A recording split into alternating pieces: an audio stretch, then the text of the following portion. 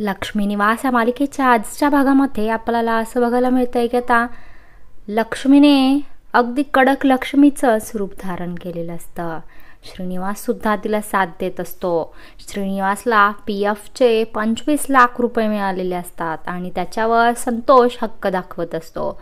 संतोषने त्यांच्याकडे 5 लाख रुपये मागितलेले असतात आणि नाही दिले तर तुम्हाला मी वठणीवर आणतो अशी धमकी संतोषने दिलेली असते. त्याच्यामुळे लक्ष्मी आणि श्रीनिवास आता स्वतःचा रूपच बदलणार आहेत आणि ते कडक लक्ष्मीच्या रूपामध्ये आपल्याला पाहायला मिळणार आहेत. त्यानंतर लक्ष्मीने अगदी कडक अशी साडी घातलेली असते. श्रीनिवासने तर कोटच घातलेला असतो. हे पाहून संतोषला घाम फुटतो. त्यानंतर मंगलसुद्धा तिथेच आलेली असते. मंगल वीणाला काम सांगत असते. खायला बनव, कपडे धू, भांडी घास. त्यानंतर मंगल नुसती काजू खात असते. लक्ष्मी तिला म्हणते की काजू अजिबात खायचे नाहीत आणि तेवढी भांडी घासून घ्यायची 15 मिनिटामध्ये आणि इथे वहिन्यांना कामं अजिबात सांगायची नाही. वहिनी फॅन लाव, वहिनी चहा आणून दे, इथं वहिन्या काही तुझ्या हाताखाली कामाला नाही आहेत.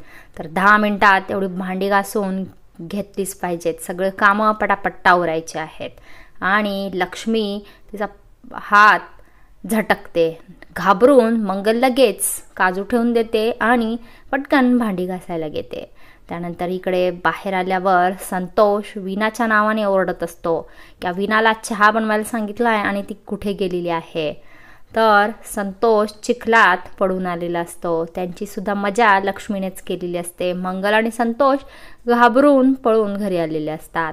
त्यानंतर लक्ष्मी येते त्यांच्या मागोमाग आणि त्यांना म्हणते की वीणाला कामं अजिबात सांगायची नाहीत. संतोष तर वीणा माझी सून आहे आणि ती बरंचसं काम करते आहे, त्याच्यामुळे स्वतःची कपडे स्वतः धुवून घे, तिला अजिबात दम द्यायची काही गरज नाही आहे. हे ऐकल्यावर मात्र संतोषला सुद्धा प्रचंड आईची भीती वाटायला लागते आणि आपल्याला हे सगळं येणाऱ्या भागामध्ये पाहायला मिळणार आहे.